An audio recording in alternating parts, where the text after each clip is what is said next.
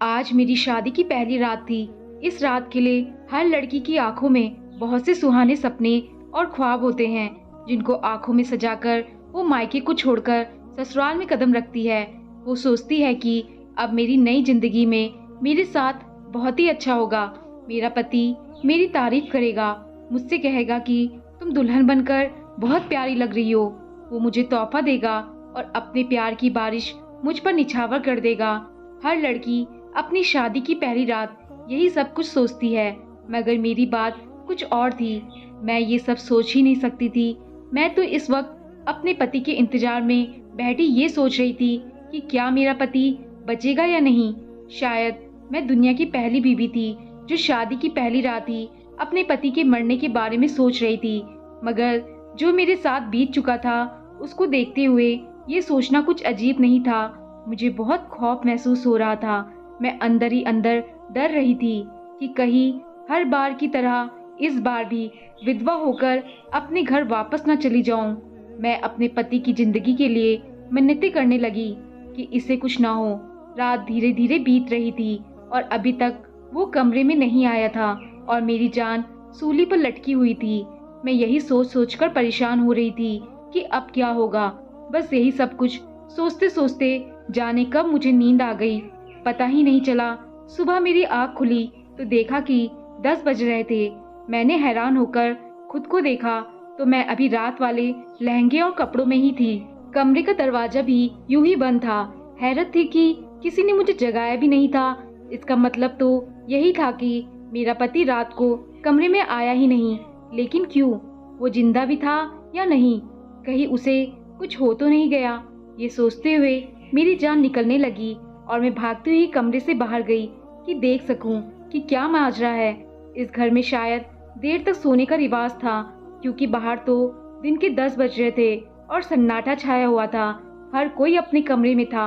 मुझे समझ नहीं आया कि अपने पति के बारे में किससे पूछूं, किसके कमरे का दरवाजा खटखटाऊं। इतने में मेरी सास किचन से आती हुई नजर आई। उनके हाथ में चाय का कप था। शायद वो अपने लिए चाय बनाने गई थी। मुझे देखकर कहने लगी, तुम अभी तक रात वाले कपड़े में ही हो, तुमने कपड़ा क्यों नहीं बदला? मैंने झिझक कर अपने पति का नाम लिया और उनके बारे में पूछा कि रोहित कहाँ है। तो मेरी सास को यह सुनकर गुस्सा आ गया और कहने लगी कि खबरदार, आज के बाद तुम मेरे बेटे का नाम अपनी जबान पर भी लाई। तुम्हें इसे पति कहने का कोई भी हक नहीं है। यूँ समझो कि तुम इसकी बीवी नहीं हो। तुम जैसी मनहूस औरत को मैं अपना बेटा हरगिज नहीं सौंप सकती। मेरा बेटा तुम्हारे साथ नहीं रहेगा।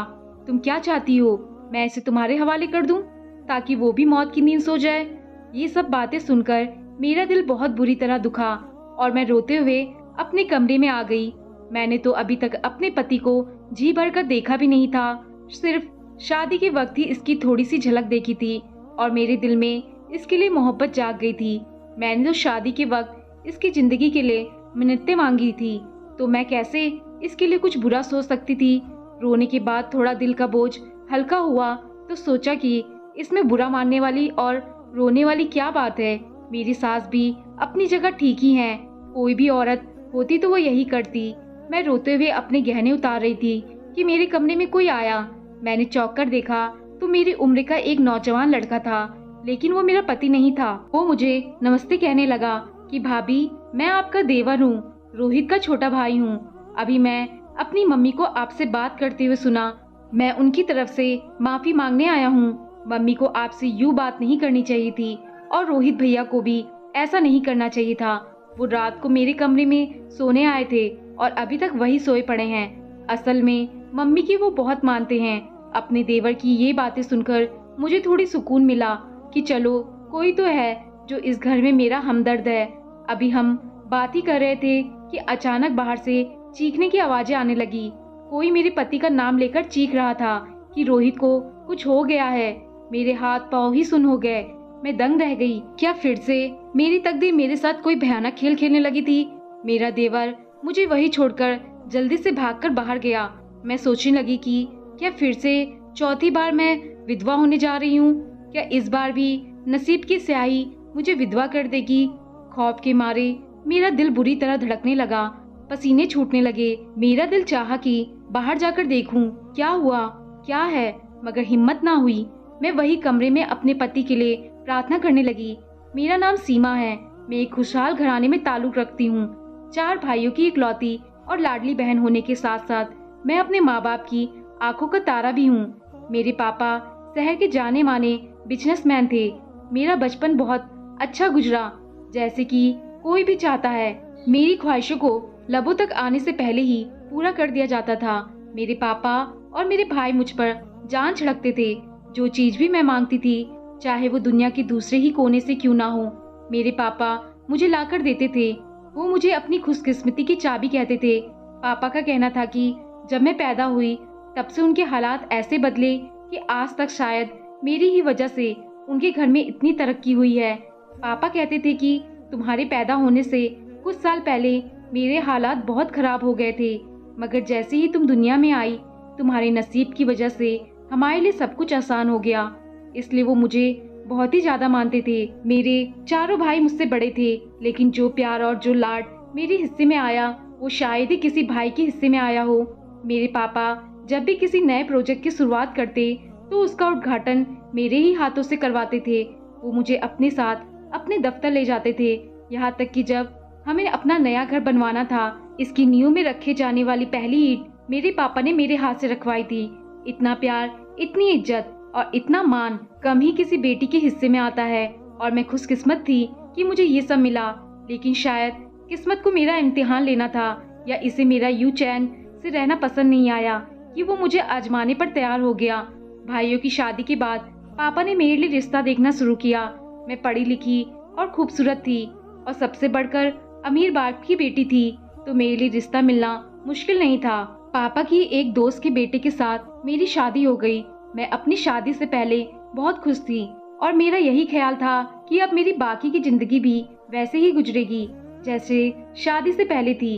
लेकिन जो कुछ हुआ वो तो मैं सोच भी नहीं सकती थी। अचानक मेरे नसीब बदल गए। शादी की पहली रात थी।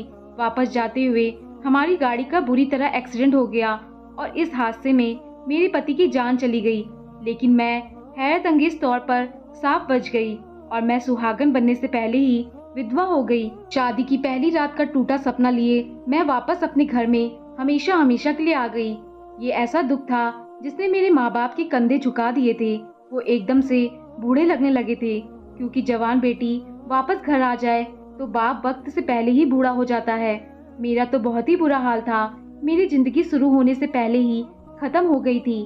जिंदगी एक नई शुरुआत रखने जा रही थी, लेकिन शुरू होने से पहले ही खत्म हो गई। मैंने बड़ी मुश्किल से खुद को संभाला, वरना ये गम ऐसा नहीं था कि मैं आसानी से संभल जाती।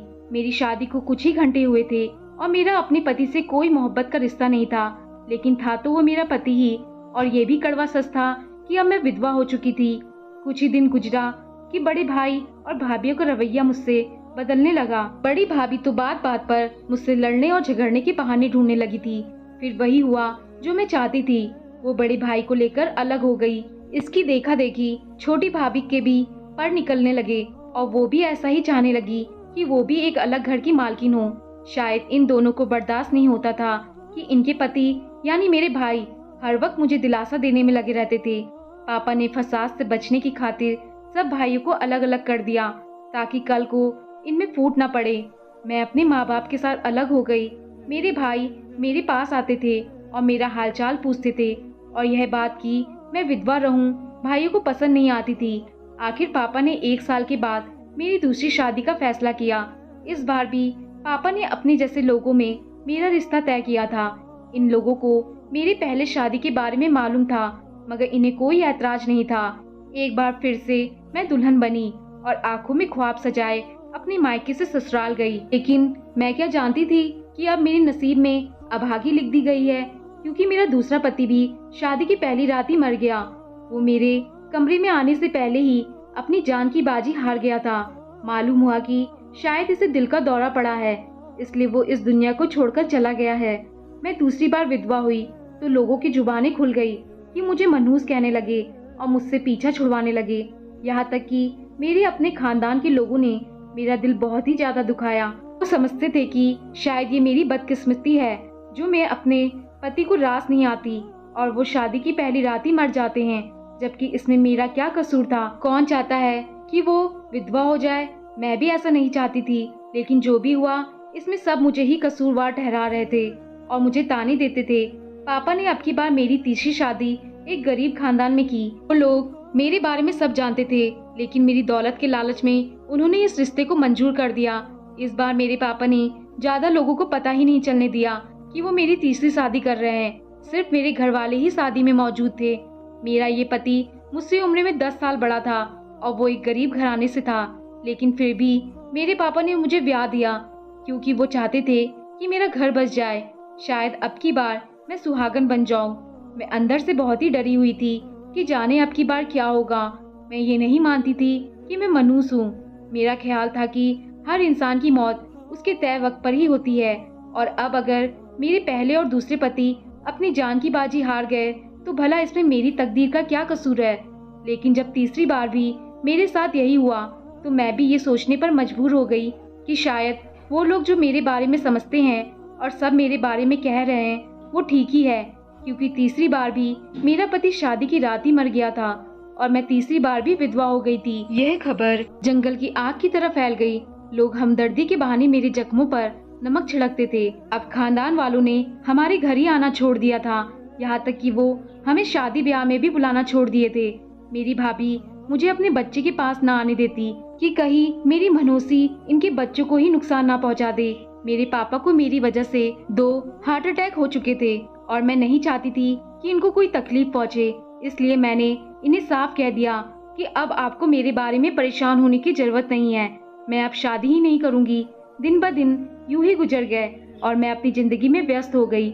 मैंने खुद को किताबों में और पढ़ाइयों में व्यस्त कर लिया ताकि मैं किसी काबिल बन सकूं। मैं अपनी जिंदगी से शादी का नाम ही निकाल चुकी थी।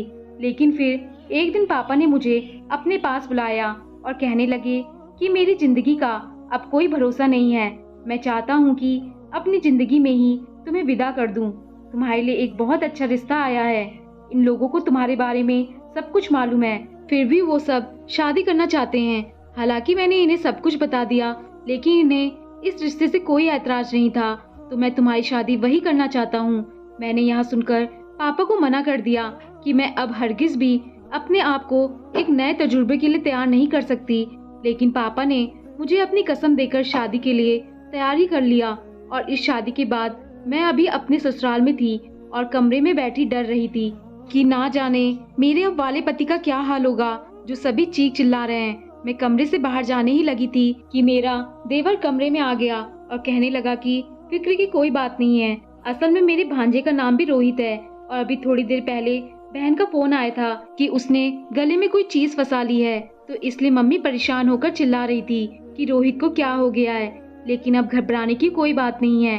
भांजे को डॉक्टर के पास ले गए थे और अब वो बिल्कुल ठीक है। मैंने भगवान का शुक्र किया और सुकून का सांस लिया। मेरा देवर चंदन बहुत ही अच्छी सोच वाला था। मेरा पति तो मुझे बुलाने तक गवारा नहीं करता था, मगर ये मेरे सारे काम करता और मेरे आगे पीछे घूमता था। मैंने कई बार अपने पति से बात करने की कोशिश की, मगर वो जब भी मेरी तरफ पढ़ने की कोशिश करता तो मेरी सास उसे आंखें दिखाती और चुपचाप वहां से चला जाता। सास तो देवर को भी मना करती थी कि मेरे पास ना बैठा करे और मुझसे दूर रहे, मगर वो उनकी नहीं सुनता था। ये काम मेरे पति का था कि वो मेरे लिए बोलता, मगर जब भी सास मुझे डांटती तो मेरा देवर ही मेरे आगे ढाल बनकर खड़ा होता। मैं समझ नहीं पा रही थी कि जब यही सब कुछ करना था तो इन लोगों ने मेरे लिए रिश्ता ही क्यों भेजा। शायद ये सब उस दौलत के पीछे थे जो मेरे बाप ने मेरे नाम की थी, लेकिन इन्हें लालच में आने की क्या जरूरत थी। ये भी अच्छे खासे खाते पीते लोग थे, फिर क्या वजह थी कि मुझसे शादी की। मैं जितना इस बारे में सोचती उतना ही उलझ जाती। एक दिन मैं घर गई तो मैंने अपने पापा से पूछा कि आपको ये रिश्ता कहाँ से मिला। तो पापा कहने लगे कि एक दोस्त ने ही इन लोगों के बारे में बताया था कि इनके बड़े बेटे ने शायद तुम्हें कहीं देख लिया था और वह तुम्हें पसंद करता था, इसलिए अपना रिश्ता तुम्हारे लिए भेजा है। ये सुनकर तो मैं हक्का बक्का रह गई कि ये क्या चक्कर है। मेरे पति रोहित ने इसीलिए रिश्ता मेरे घर भेजा था कि वो मुझे पसंद करता था, लेकिन शादी के बाद अब तक एक दिन भी मुझे ऐसा नहीं लगा कि इसी ने मुझसे पसंद की शादी की हो। यहाँ तक कि वो तो मुझे देखना भी गवारा नहीं करता था। मेरा शक और गहरा होने लगा कि वाकई में कोई तो ऐसी जरूर बात थी, वरना जानते बूझते मुझसे शादी करना कोई मामूली बात तो नहीं थी। मैंने अपने पति की हरकतों पर नजर रखनी शुरू कर दी थी। कि शायद इस तरह वो राज मालूम कर सकूं जिसकी वजह से मैं इस घर में थी। एक दिन मैंने अपने प्रॉपर्टी के कागजात उसको देते हुए कहा कि ये मैं तुम्हारे नाम कर देती हूँ। वो कहने लगा कि तुम्हारी जायदाद है, इसको अपने पास ही रखो तो बेहतर है। इससे ये बात तो साफ हो गई कि इसे दौलत का कोई लालच नहीं था। फिर क्या वजह थी?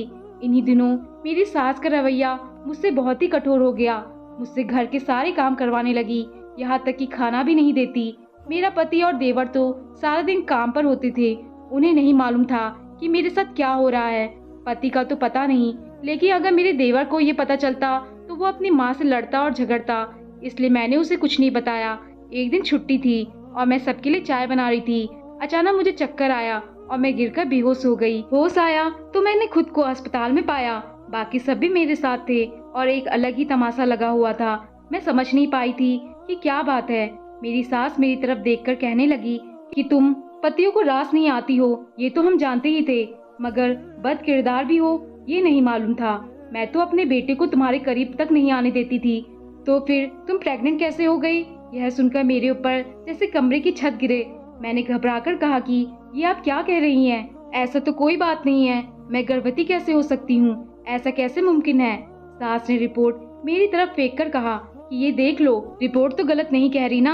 हम तुम्हें यहाँ लाए क्योंकि तुम घर में बेहोश हो गई थी और यहाँ पर तुम्हारे टेस्ट किए तो डॉक्टर ने ये खबर सुनाई। अब तुम ही बताओ कि इस बच्चे का बाप कौन है? मेरे किरदार पर इतना बड़ा इल्जाम लगा था कि मेरे तो रंग ही उड़ गए थे। ऐसा तो कुछ भी नहीं था। तभी मैंने अपने पति को बोलते सुना। वो कह रहा था कि अम्मी बस करे, मैंने आपको कहा भी है कि ऐसा कुछ नहीं है, जरूर ये रिपोर्ट झूठी है। वो जिंदगी में पहली बार मेरे लिए बोल रहा था। मेरा देवर भी वहाँ मौजूद था, लेकिन आज वो बिल्कुल चुप था और इसकी ये चुप मुझे बहुत बुरी लग रही थी। उसे मेरे किरदार की गवाही देनी चाहिए थी। मेरी सास कहने लगी कि नहीं, मुझे तो अभी ये जानना है कि ये किसका बच्चा है, डीएनए टेस्ट करवाओ। अचानक मेरा पति चीखकर बोला कि अब बस बहुत हो गया। मैं अब तक आपकी सारी बातें खामोशी से मानता आया हूँ, लेकिन अपनी बीवी के किरदार पर मैं एक उंगली भी बर्दाश्त नहीं कर सकता। आप इसे मनहूस कह रही हैं, जबकि आप तो ये तक नहीं जानती कि इसकी जिंदगी उजाड़ने के पीछे आपके अपने ही बेटे का हाथ है। ये आपका छोटा बेटा एक दिमागी मरीज है। सीमा के पहले तीनों पतियों की मौत का जिम्मेदार भी यही है।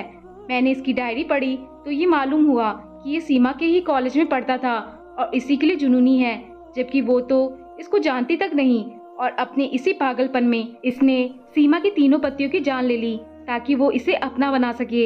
ये सब मैंने इसकी डायरी में कुछ साल पहले पढ़ा और मैं पढ़कर यकीन नहीं कर पाया कि यह इस हद तक पागल हो चुका है। इसमें इतनी हिम्मत होती नहीं थी कि सीमा से जाकर अपनी मोहब्बत का इजहार करता, उल्टा इसकी जिंदगी बर्बाद कर दी। इसकी डायरी पढ़कर मैंने सीमा से शादी करने का फैसला किया, क्योंकि मैं जानता था कि ये मुझे तो मारेगा नहीं, क्योंकि इसका भाई था। मैं सीमा की जिंदगी बर्बाद होने से बचाना चाहता था, इसलिए इससे शादी की। मैं जानता था कि ये कुछ न कुछ ऐसी हरकत जरूर करेगा जिससे मेरा घर उजड़ जाता, और इसने यही किया। आपको बहकाया कि आप मुझे इसके करीब ना जाने दे और खुद आपको सीमा के खिलाफ करता रहा। मुझे यकीन है कि ये रिपोर्ट भी इसी ने बनवाई होगी ताकि मैं गुस्से में आकर अपनी बीबी को बदकिरदार कह दूं और उसे तलाक दे दूं। इसने अपना इमेज सीमा की नजरों में पहले ही अच्छा बना लिया था, तो ये बाद में इसे अपनी जिंदगी में शामिल कर लेता। ये सब सुनकर हमने देवर की तरफ देखा, जिसके होश हवास खो गए थे। वो चीखते हुए कहने लगा कि हाँ, मैंने ही ये सब किया है। मैं सीमा को कॉलेज के जमाने से चाहता हूँ, मगर इसे कभी ये कहने की हिम्मत नहीं कर पाया। फिर मुझे इसकी शादी का पता चला तो मैं ये बर्दाश्त नहीं कर पाया कि इसे किसी का होने दूं। इसलिए जब भी इसकी शादी होती तो मैं इसके पति को इसके कमरे तक पहुंचने से पहले ही मार देता था, मगर आप मेरे भाई थे इसलिए आप बच गए। चलो, अब तो आपको सब पता चल ही गया है ना। जल्दी से सीमा को तलाक दे, वरना मैं अब की बार आपका लिहाज भी नहीं करूँगा। इस वक्त वो बिल्कुल जुनूनी और पागल लग रहा था। मेरा पति कहने लगा कि मैं अब तक तुम्हें भाई समझकर जेल भिजवाने की हिम्मत नहीं कर सका, मगर तुम एक साइको मरीज हो गए हो और तुम्हारा दिमाग दुरुस्त करने का यही हल है कि तुम्हें तुम्हारी गलतियों की सजा मिले। मेरे पति ने पुलिस को फोन कर दिया और अपने भाई को उनके हवाले कर दिया। इस सब से निपटने के बाद मुझसे कहने लगा कि मुझे माफ कर दो। इतने दिन तक मैंने अपना कर्तव्य नहीं निभाया। मैं बस यही चाहता था कि किसी तरह अपने भाई को इस घर से दूर भेज दूं, ताकि हम दोनों अपनी जिंदगी सुकून से शुरू कर सके। इसलिए मैं इतने दिन खामोश रहा। मैंने अपने पति को माफ कर दिया। मेरे देवर को मेंटल अस्पताल में दाखिल कर दिया गया क्योंकि उसकी दिमागी हालत बहुत ही खराब हो गई थी। डॉक्टर बताते थे कि वो सब भूल गया है, मगर आज भी उसे मेरा नाम याद है। मैं उसके लिए प्रार्थना भी करना चाहती तो नहीं कर पाती थी, लेकिन अब मैं खुश थी कि मेरी जिंदगी अब एक डगर पर आ चुकी है। एक सुकून और खुशियों भरी जिंदगी गुजार रही हूँ। आखिरकार मेरे नसीब फिर से रोशन हो ही गए। दोस्तों, आपको कहानी पसंद आई हो तो लाइक, शेयर और कमेंट जरूर करें और चैनल पर नए आए हैं तो चैनल को सब्सक्राइब करना ना भूलें। धन्यवाद।